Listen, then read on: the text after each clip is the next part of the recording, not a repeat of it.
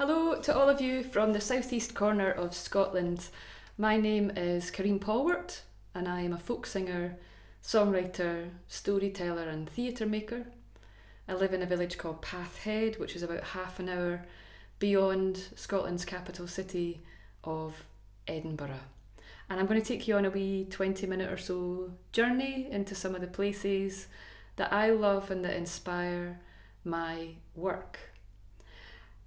A huge hello to those of you who are watching all the way across the world in Central or South America, and thank you to the ÚNA Festival for asking me to be involved in this transnational project at this time. I'm really grateful for it because it's very easy to feel quite disconnected from the rest of the world at this moment in history, and it's lovely to be able to share something of this place that I live in and that I love, and some of the creatures and living things that infuse my work. I'm going to start by taking you about 5 minutes south of where I live. The place that I live in is a village of around 1,000 people, surrounded by farmland and woodland, but about 5 minutes beyond here it becomes hill country. And one of my favourite places to walk is a heather moor called Fala Moor. It's a tiny scrap of peat bog, and it's a very open, expansive place, very windy, quite desolate, treeless landscape. And I love it there because I feel full of space when I'm up there. As I was walking over yon hill, all on a summer's evening,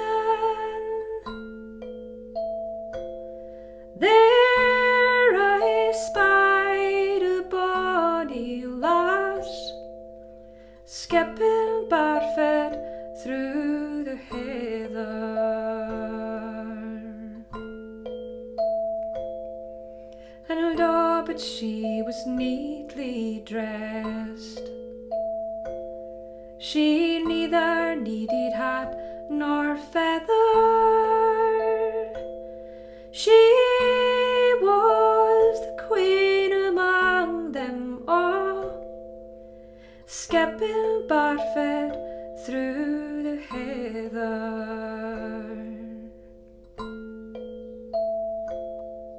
She wore a gown o' bonny blue. Her petticoats were a pheasant colour, and in between the stripes were seen shining bells o' Blumel heather.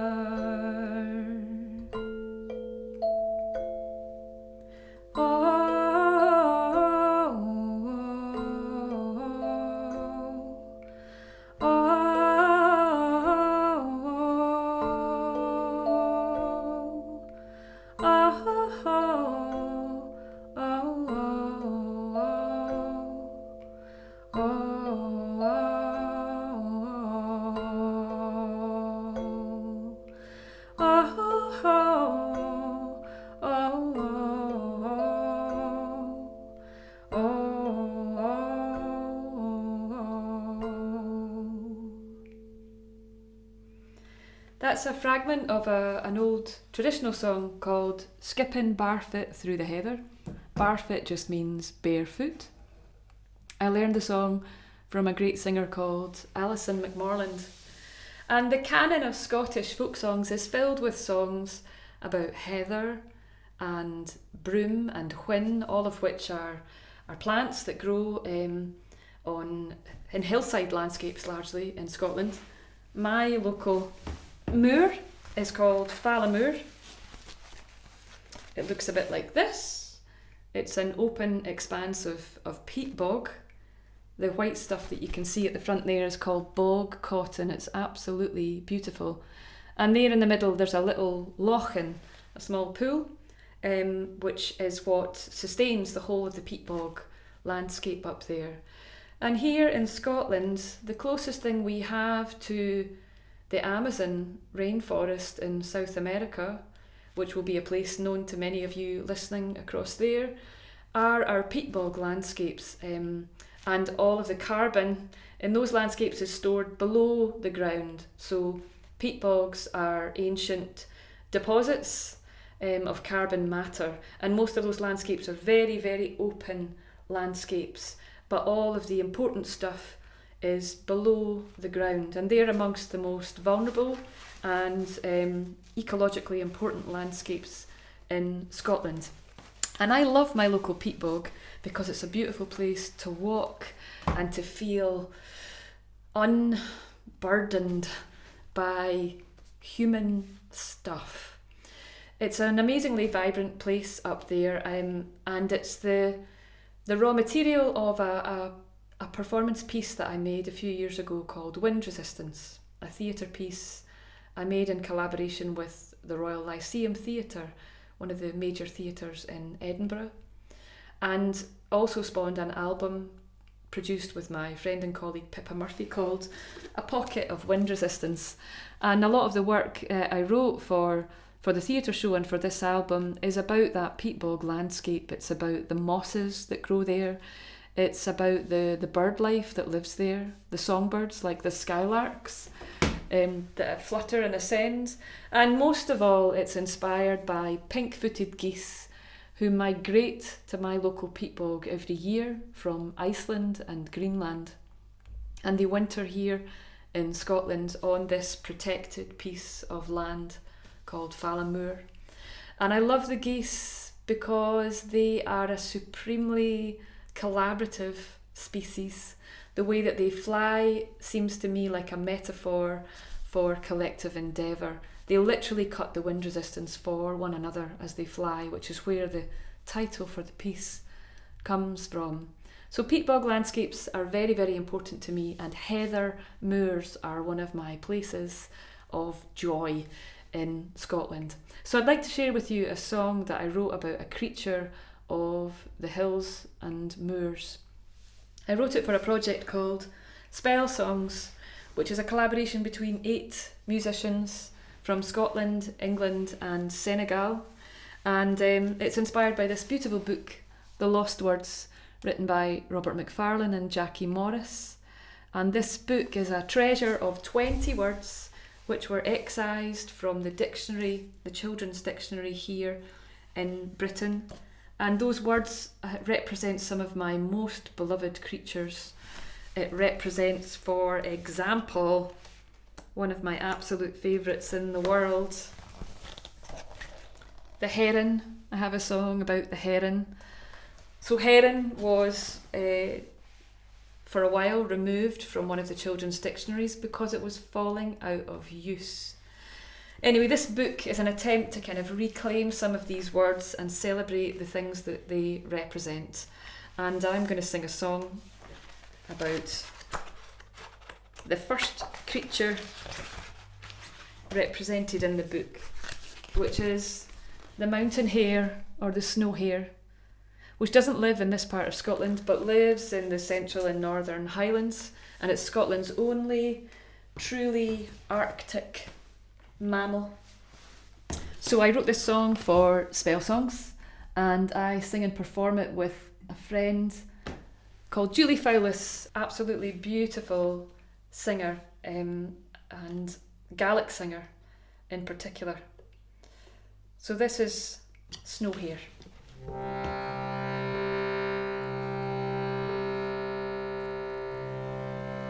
The hair turns white as the year turns black. Oh, the rain is falling. The hair turns white as the year turns black. Oh, the dark is rising. By the loch of the birds, he hunkers down in the heather. He waits for the veil of snow to come and cover him over. The snow hare hides in the mountain moss. Oh, the sleet is falling, the snow hare hides in the mountain moss.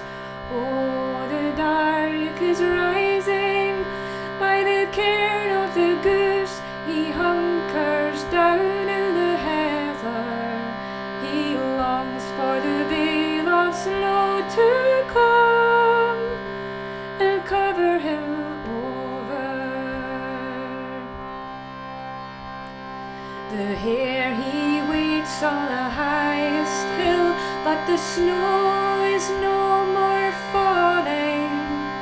The hare he waits on the highest hill. Oh, the dark is rising by the rock of the stag. He shelters in from the weather. He prays for the veil of snow to come and cover him over. So that's a song for the snow hare. And the mountain hare is a kind of buff colour during the spring, summer, autumn months, and it only turns white in the winter months as a way of protecting itself from predators in a snowy landscape. But of course, as climate change changes the weather patterns here in Scotland quite profoundly, and we have far less snow now than we used to have. And for any creature in any part of the world that has evolved to protect itself in a particular environment, if that environment changes, that evolution is rendered useless. So that's the premise behind the snow hare song. But in reality, in recent years, the chief threat against mountain hares in Scotland has not been other creatures, it's not been prey birds, it's been humans. And there have been mass culls in recent years of mountain hares in order to protect populations of grouse, which are ground feeding birds. And grouse are very lucrative in Scotland because they are part of the game shooting industry, and people pay a large amount of money to come to estates in moor and hill landscapes in Scotland and shoot game birds like the grouse.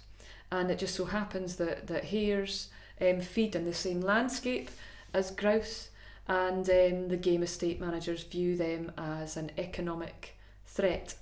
I'm glad to say that recently the Scottish Government passed legislation to protect the mountain hare from culling for these reasons.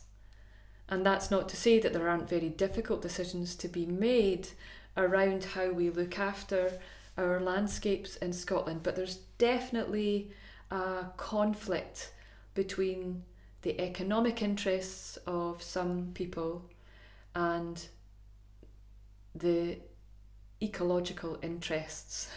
They're not always in agreement, and these are very contested landscapes here in Scotland. The Spell Songs project, which I wrote with Julie Fowlis and with my other colleagues and the amazing Jackie Morris and Robert McFarlane, has been an amazing source of joy to me, and really moving and powerful project to be involved in. And it's been a delight to respond to visual work as a musician. Jackie's visual landscapes are so rich and spacious and leave so much room for music in response. I've recently been involved in collaborating with another visual artist and illustrator friend called Kate Leaper, and we have produced a book together called A Wee Bird Was Watching. We've also got about 90% through a second book together. And I'd like to read this book to you because it's just another example of how my work is inspired by creatures and landscape, and specifically by myth, because I'm very interested in where myth and science and ethics meet. So I'm going to read from A Wee Bird Was Watching. Anna and her mum had been walking all day, and the whole day before, and the day before that. It was a long time since they slept in their own beds, and they were hungry and sleepy and cold. "Let's stop here and rest," said Anna's mum. "We can build a fire to keep warm." They peeled curls of bark for kindling and stacked bracken, leaves and twigs into a pile. A wee bird was watching. Anna's mum took her firestone from her pouch. She struck it over and over until a spark jumped into the bark and leaves. Anna blew gently until the fire caught hold. Anna's mum pulled a blanket from her bag and tucked her daughter in beside the fire. "I'm going to find us something to eat," she whispered. "Stay right here, Anna." And then she disappeared into the trees. The wood uttered strange sounds, whoops and whistles, creaks and rustles. Anna's mum plucked brambles from the bushes and dropped them into her bag. Anna stared at the flickering fire until her eyes closed. She didn't hear the crinkling of leaves, the crunching of twigs, as a wolf crept into the clearing. But a wee bird was watching. Juicy apples, freshly fallen from the boughs. Anna's mum scooped a dozen of them into her bag, but they'd need more to eat than apples. Snap, crack, snuffle. The wolf crept in closer and closer. Anna slept on. The campfire beside her grew smaller and weaker, but a wee bird was watching. Sweet chestnuts, delicious roasted on the fire. Anna's mum stuffed her bag right up to the brim, and now she had enough. The fire was almost out. Anna shuffled under the blanket. The wolf took a deep breath and got ready to pounce. There was a flash and a flutter, and down swooped the wee bird. It was watching, and it knew exactly what to do. Just a wee grey bird, tick, tick, ticking in fury as its claws grazed the wolf. The whir of its wings whipped up the dying fire, and flames licked the wolf's face, and it staggered back, yelping. Anna woke with a cry, just in time to see the wee bird tumble into the leaves. The wolf scampered back towards the trees as Anna's mum ran into the clearing. "Mum, it was a wee bird that saved me," gasped Anna. Her mum picked up the bruised bird. The brave wee thing. The feathers on its breast glowed a vibrant orange red like the flames of the fire, and its heart was thumping like a tiny drum. "Thank you, little red breast," said Anna. All of this happened long ago, but that wee bird's feathers have glowed like fire ever since. For this is the story of how the robin got its red breast. So that's A Wee Bird Was Watching, which I made with my friend, the artist Kate Leeper, and it's full of the most gorgeous visual detail. Kate's artwork is so lush. These are brambles. These grow in my garden. They are indestructible, in fact. And foxes, I have foxes here in the village as well. But she has an incredible richness of detail, and what's beautiful about having worked with an illustrator is how she conjures all the things that I don't say with the words. And robins, I love robins. They live in my garden too. They're one of the most iconic birds here in Scotland and the rest of the UK. And they're very cheeky, familiar birds. So I'm very, very drawn to fable and to myth. And I guess what's in this, I mean, obviously it speaks to the whole idea of human migration, which was one of the great issues of our time, but also the idea that the environment can sustain us. So Anna and her mum find protection in the wood. And that's a kind of, that depends upon a mutual looking after. Yeah, the environment can look after us, but we need to look after the environment in equal measure, or it will not provide us with protection and refuge. I'm going to finish with another song inspired by a myth. And one of the delightful things about the Spell Songs project, which was inspired by the Lost Words, is that Jackie Morris chose to represent each of the musicians involved in a kind of creaturely form. Specifically what she said was, these are not your spirit animals. You are the human embodiment of the creatures.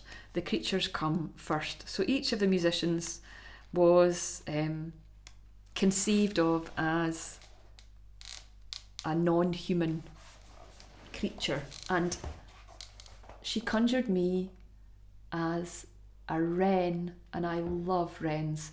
In Scotland and the UK, the wren is the most common of all birds. I think there are something like 80 million wrens. It's an incredible number. They're tiny, tiny birds, very, very noisy relative to their size. And and actually for a bird that's so ubiquitous, you really only see them in tiny bursts because they're very, very secretive. Their Latin name is troglodytes, which has to do with cave dwelling, because they like to burrow away. So don't necessarily often see wrens, but they are literally everywhere. So I'm going to sing a song inspired by wrens, and it comes from a myth which is common to Scotland, Ireland, England, all the way across the north of Europe and into the Middle Eastern region and North Africa. The myth of the King of Birds covers that whole area. I'd be really curious to know whether or not there's any equivalent over in Central or South America. And in the myth of the King of Birds, the kingdom of birds, well, I'll tell you the story. The kingdom of birds was in disarray, and there was chaos and clatter and darkness. And a little wise council of birds got together and said, enough is enough. It's time we brought peace to the realm of the birds. What we need is a new king. Well, how will we find a new king? We will have a flying competition, because flight is the nature of birds. And so the flying competition to choose the king of birds was advertised around the world, and all the birds gathered. And they gathered at Fallamoor, just south of my village of Pathhead. It was as good a place as any for the flying competition.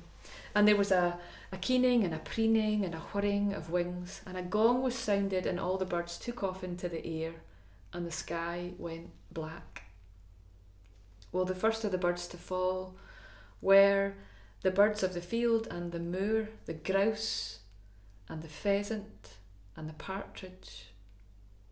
And the next birds to fall were the songbirds, the robin redbreast and the blackbird, and even the skylark that flutters up to the heavens. They fell to earth.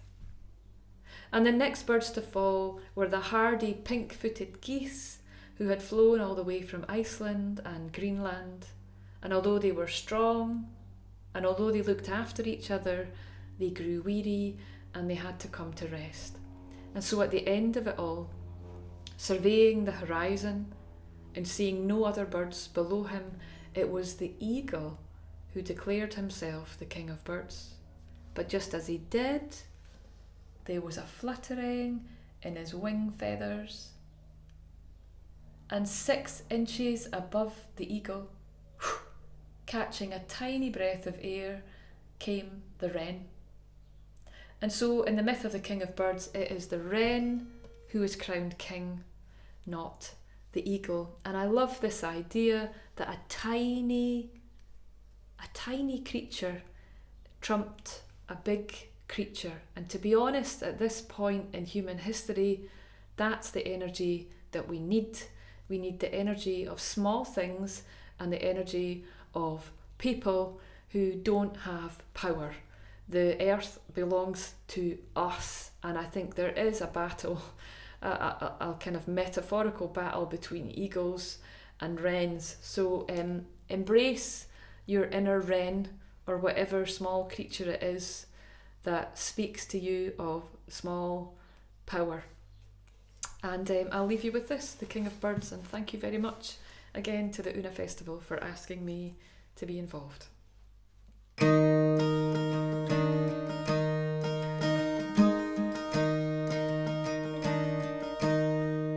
At Ludgate Hill, on the cracked and blackened cobbles of the town, the ashes fall to rest as the tiny king of birds he flutters down to build a citadel to lay glory in the dark, and from hell to breathe hope in every heart. Oh, oh, oh, oh,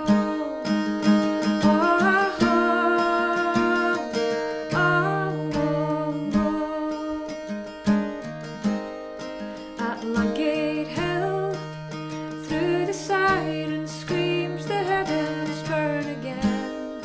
The city holds its breath as the tiny little king in slumber bed rises from the dust to lay glory in the dark, and to the frost to breathe hope in every heart. Oh, oh, oh, oh,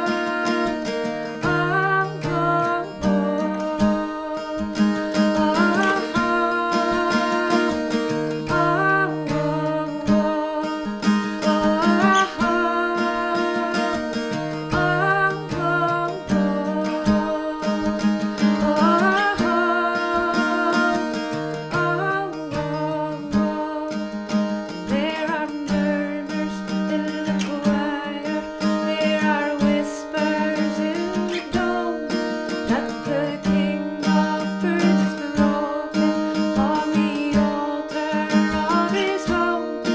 There are murmurs in the choir, there are whispers in the dome, that the king of birds is broken on the altar of his home. At Ludgate Hill, where the towers of smoke and mirrors bruise the sky, the pilgrims huddle in as the tiny king of birds begins to cry. The people start to sing, to light glory in the dark, to ring the bell, and to breathe hope in every heart. Oh, oh, oh, oh, oh,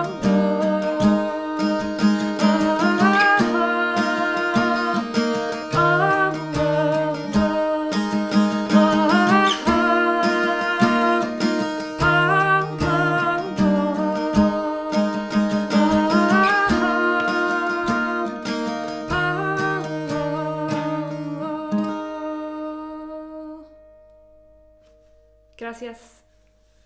Cheerio.